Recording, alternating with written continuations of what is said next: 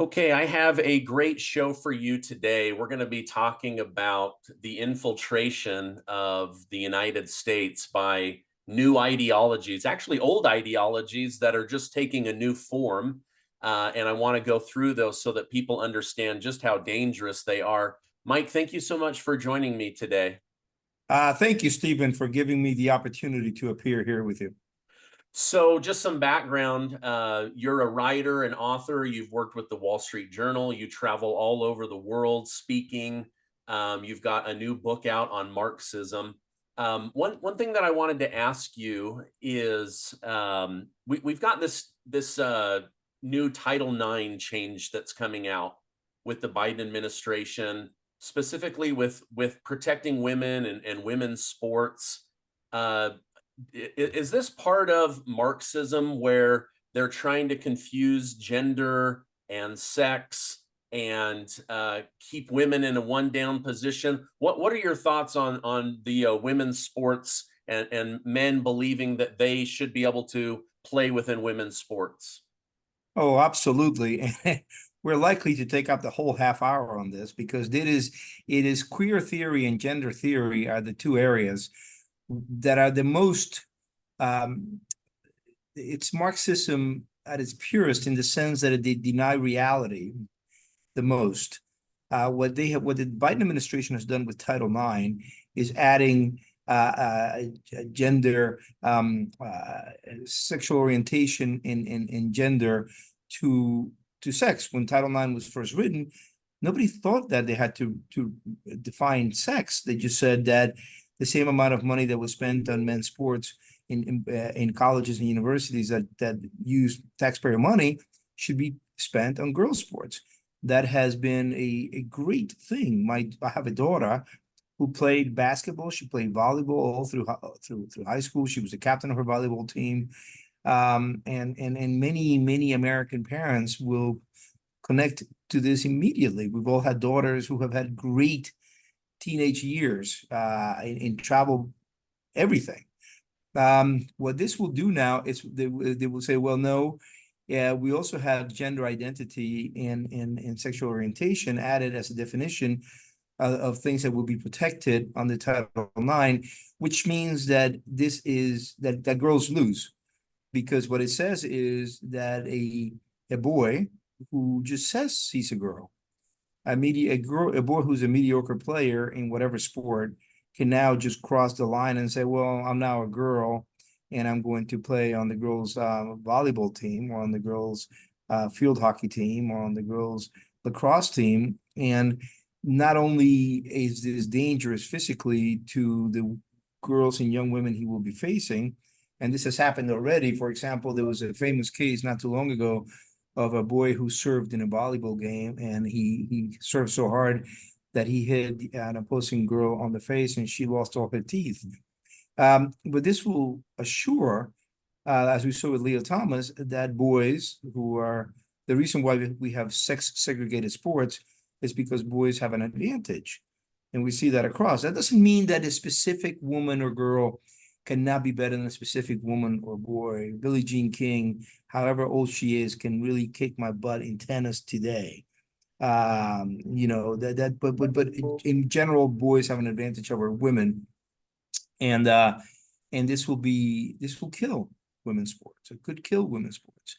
Uh, at bottom, Antonio Gramsci, we can get into him, the best known cultural Marxist of the 1920s, said that Marx's biggest contribution to thought was that he introduced the idea that nature was malleable, that we could take man and create the new man, that human nature was changeable.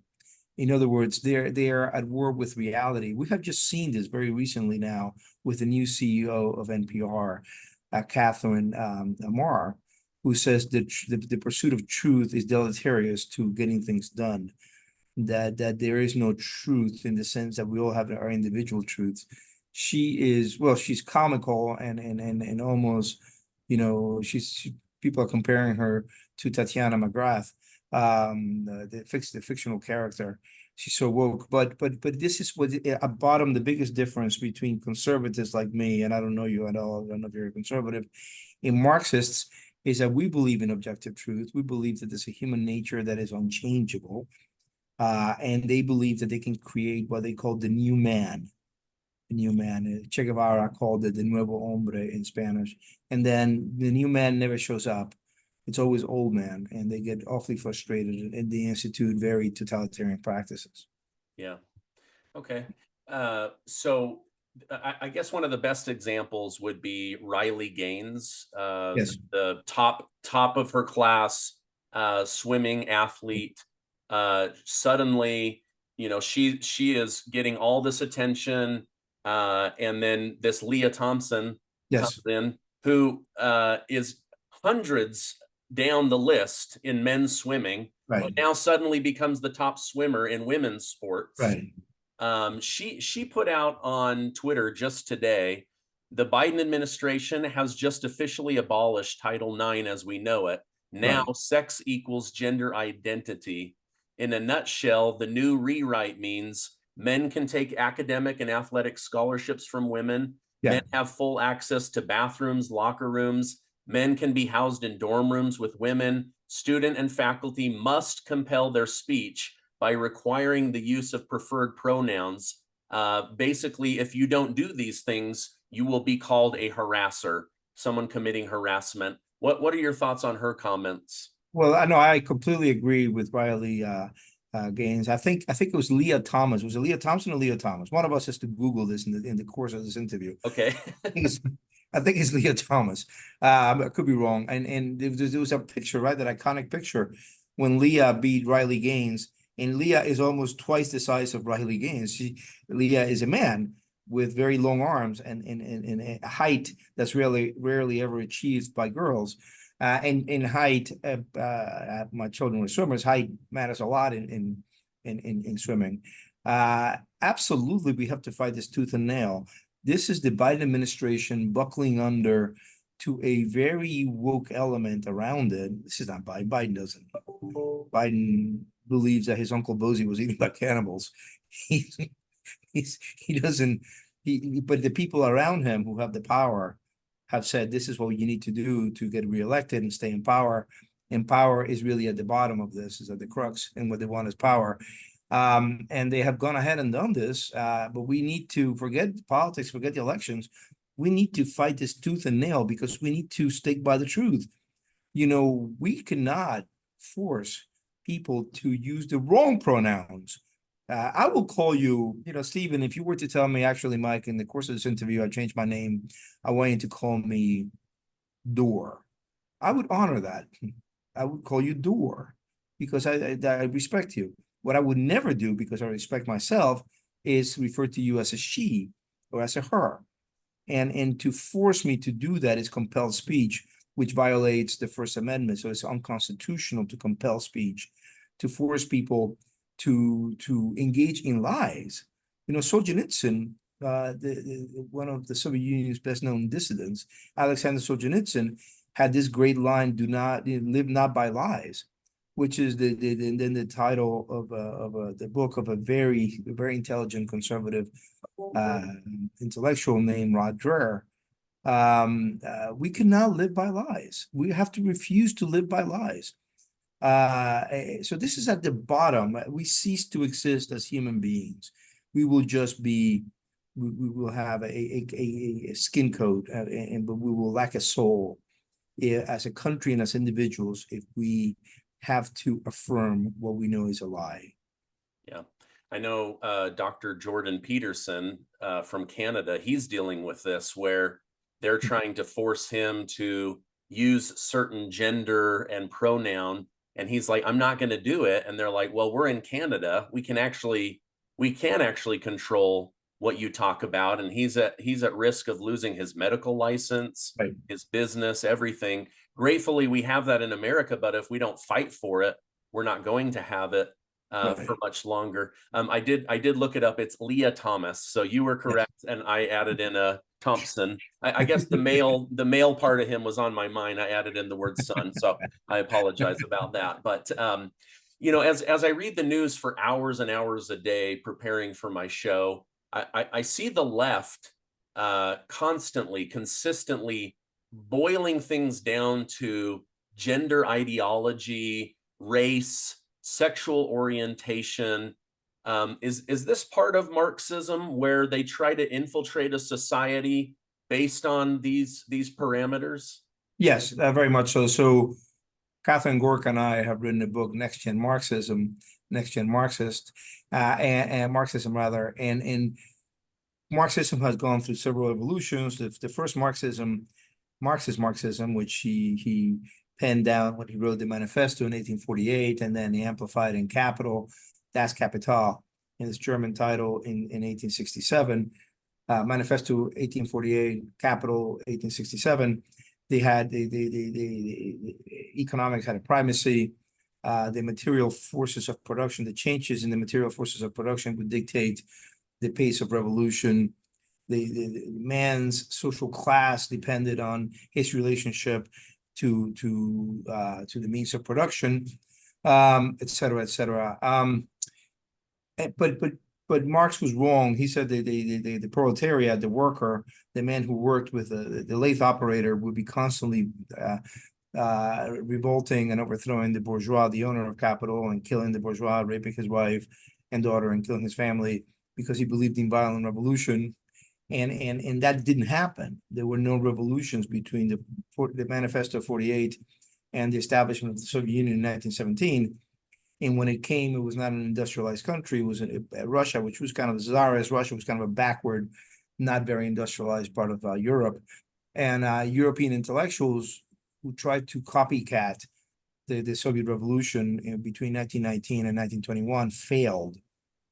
They failed most famously in Germany and Italy. There were no German or Italian Soviets established. So then these European intellectuals said, what's wrong? Why was Marx wrong? And what they came up with, several ideas, which were not wrong. One was the worker did not want to revolt. The worker did not agree with Marx. Marx had said that the family, the nation state, private capital, and God needed to be abolished. That's the word he used, abolished. And the worker actually liked his wife and children, liked what little property he had. He just wanted to have more of it. He was patriotic and he worshiped God. So these intellectuals in 1920s and 30s said, well, the worker has false consciousness. We have to raise his consciousness and infiltrate the institutions and indoctrinate them. But they found out that they couldn't do that. They came to America. These ideas flourished in America in the 1960s with radical students.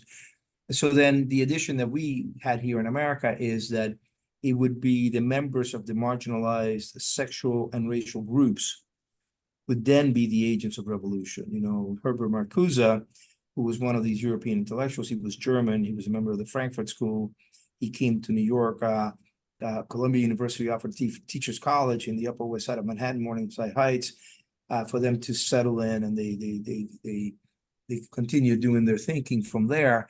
And then in the 1960s, in the middle of the 60s, as he saw the race riots, Marcuse, who had participated in the revolution, the German Revolution of 1919, which failed, he said, ha ha ha ha ha. It will be the ghetto population. His words. I'm not even paraphrasing. I'm quoting faithfully. The ghetto population that would lead the revolution. People of other races and other colors. Again, Marcuse said that, and the new left of the 1960s began to look for what Irving Howe called a substitute proletariat. The proletariat had been very, very bad at initiating revolution, so you had to look for a substitute proletariat, and they all settled on the members of racial minorities and members of sexual minorities. And they had to expand minorities because Black Americans accounted for only 12% of the population, and you wouldn't even get revolution. Not all Black Americans were patriotic Americans. They just wanted to be let into society.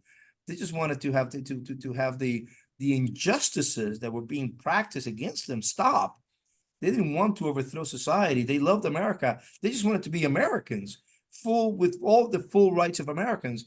They didn't want to overthrow America. So they even if they instilled grievances in all of them, very few would revolt. So they had to keep adding minorities. So they created Hispanics as a minority. They created Asian Americans as a minority. in order to instill grievances upon them. They first they joined the census as a category in 1980, and then you have the sexual minorities, and you hive off you know this cis Americans, cisgender Americans, or heteronormativity, and say everyone else. We have the LGBTQIA plus because it's endless. It's endless. You have to have plus because the English alphabet with its 26 letters is not capacious enough to comprise all the all the sexualized marginalized sexual minorities that we have, because they're infinite. They're as infinite as the intellectuals want to make it. So that is why you notice what you notice, Stephen. In that now applies to the climate. We see now with Gaza. The Gaza demonstrators tell you, by the way, that what they want to do, and I quote them. I have a weekly column. I love writing about this, and they're very open about the fact that their goal is to dismantle America. It's not Israel. They hate Israel because Israel is mini me America. They say that Israel is a white settler state, because they say America is a white settler state. So that boils down, just to end this long-winded answer, what David Horowitz always said. David Horowitz was a revolutionary in the 60s, and he had his eyes open. Somebody told him, David, the issue is never the issue. The issue is the revolution. So that's really what's behind all of this. It's not about Gaza, Stephen. It's not about climate. It's about ending capitalism. Interesting. Okay. I had a thought while you were talking, so let me try to explain this because it's like an original thought. So um, I'm just now thinking it myself, but for example, I'm sure you would agree that the life of Black people matters, right? But Right. I don't personally like Black Lives Matter, the organization, right? So I can hold an idea, but I don't have to like the organization. But as I watched the organization, I thought, okay, they're going to raise money and do something for the Black American, the Black family, the Black community. And what the founder did was buy a bunch of mansions in white neighborhoods, buy vacation houses, and then started using most of the money they raised for transgender issues. And the Black community didn't really get any value out of Black Lives Matter. Is that an example of continually boiling this idea down to the most marginalized in order to keep a cause going? I don't know. I'm not explaining myself very well, but No, no, you are. And my previous book before this one, Next Gen Marxism, is on Black Lives Matter. okay. The title is BLM, The Making of a Marxist Revolution. And I explain it very well. BLM is not about the color black. The color that matters here is red. The principal architects of Black Lives Matter, whether it's Melina Abdullah or Patrice Couleurs, whom you just referred to, or Alicia Garza or Opal Tometi, they were all Marxists who called themselves Marxists. It's not Mike Gonzalez who said they're Marxists, it's they themselves calling themselves Marxists. And they were, in the case of Patrice Couleurs, uh, she was initiated into Marxism by Eric Mann, a former member of the Weather Underground, who says in his book, he uses the word recruited. He writes his book before the creation of Black Lives Matter. The book is published in 2011, 2 years before they found Black Lives Matter. Eric Mann says he recruited this young organizer called Patrice Couleurs, who's brilliant, and he recruited her at the tender age of 17 in the late 90s into his labor community strategy center in Los Angeles to train her into organizing during the day and into Marxism and Maoism and Leninism at night. So these, and then they get socialized into the World Social Forum, which Eric Mann helped set up here in the US, which is just one of these networks, global networks of communists. Hugo Chavez, the president of Venezuela, said in 2006 at a World Social Forum in Caracas, hey, we needed to have a chapter in the US. We need to be inside the belly of the beast And lo and behold, a year later, they set up here, they set up shop. And who is there? Eric Mann is there, Patrice Couleurs is there, Alicia Garza there. 2006, almost a decade before BLM is set up. BLM is set up in 2007, in 13, after the George Zimmerman was acquitted of murdering Trayvon Martin, and then it really gels into an international network in Ferguson in 2014. There are many Palestinians who come there. Just a couple of months later, in January 2015, Patrice Couleurs travels to the West Bank, cuts videos there in which she attacks Israel. We're seeing all of this now. This is all one large, in fact, Black Lives Matter. If you or your people watching this, if you tap Black Lives Matter now in Google, it will direct you to the Black Lives Matter Global Network Foundation, which used to be the mothership, used to be the flagship of BLM. It's no longer that because she's, as you said, there was a lot of malfeasance. They raised $100 million in 2020 alone. She called it a lot of white guilt money, by the way, Patrice Couleurs, and she was being honest, which she actually sometimes is. You just have to catch her at it and then write it down, and the media will not do that. The New York Times will not do that. I will. So what I always say in interviews, and sometimes radio hosts and TV hosts get mad at me when I say this, is because I don't care about corruption. Fidel Castro died a billionaire, consuming lobster when the rest of the millions of Cubans starved. All the Soviet leaders had dachas, that is country houses in the Russian countryside, where they went fly fishing and boar hunting, while people languished in gulags in Siberia. Ceausescu was a very rich man before the Romanians finally grabbed him and his wife and shot them both. To use money to become personally wealthy and live well is the quintessence of being a communist leader. So Patrice Couleurs is doing nothing out of the ordinary when she buys mansions with the money that she raised. The plight of Black Americans or poor Americans or Hispanic Americans or any Americans is never something she cared about. If I want to get anything across in this interview, and this is something Katie Gork and I do in our book, is that these are Potemkin villages. It's a front. What matters is revolution. What matters is power. What matters is central planning. What matters is destroying capitalism and American tradition and the way of life. What matters is destroying representative democracy. That is really what is at stake, and what your listeners have to be very, very cognizant of. Yeah. Wow. Okay. In our So yes, your instincts were absolutely right. Yeah, I was following it, and I would talk about it with my friends, that are Black Americans, and say, oh, hey, did you see this? Did you see that? And then it was like, hey, did you see on their website? They were like trying to tie Black lives are important only if LGBTQ lives are important. And then as people started to dig in and realize she raised a lot of money in a very short period of time, but she wasn't spending it on improving Black lives. She was spending it on transgender ideology and her own personal benefit. So thank you for helping me think through that, because I haven't been able to talk about that with anybody. So I appreciate that. Tell me about the new book that's out, Next Gen Marxism. Why did you write it? What's in it? What are we going to learn?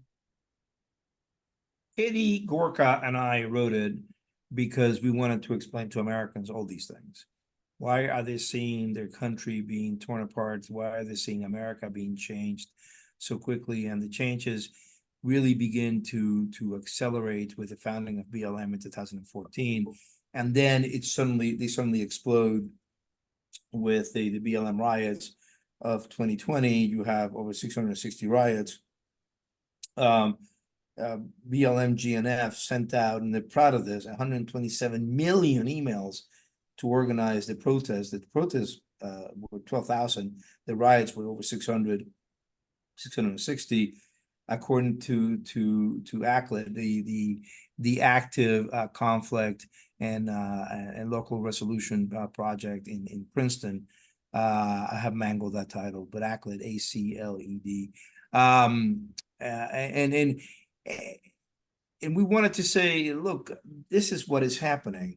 This is an evolved form of Marxism, which we're going to call next gen Marxism, which comes from Marx, which then goes through the filter of cultural Marxism, which then goes through the American filter of race and sex and community organizing. And we have a chapter devoted to each of these steps. And it produces what we have today, but it is still committed to many of the things Marx wanted.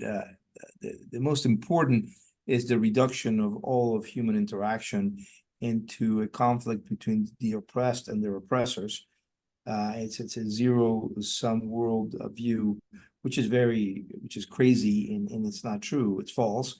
But it's also very damaging to think of all of human interaction as the history of the oppressed versus the oppressor. It's still that, and that is in the first page of the manifesto, by the way. I have actually read it. I have attempted to read it in the original German. I followed the German with the English, and in oppressed and oppressor, which is in the English translation in German, is unterdrückte und unterdrücken. So that is still today. That is unfiltered. That has not changed. Nor has the desire to destroy the family, nor has the desire to destroy the nation state. Remember, BLM, GNF, Global Network Foundation, nor has the desire to destroy private property, to get rid of private property, which means the state is going to take away all our stuff, and also God. Some of the leaders of BLM say they're very spiritual, but they don't mean that in any Christian way. They mean that in a very scary way. So we wanted to alert our fellow Americans as well as give some solutions, because this can be solved with policy. I traveled. I'm in Texas today. I was in California yesterday. I travel the country, and I see fellow Americans who are ready to fight. They want to fight this. I'm going to see the governor tonight.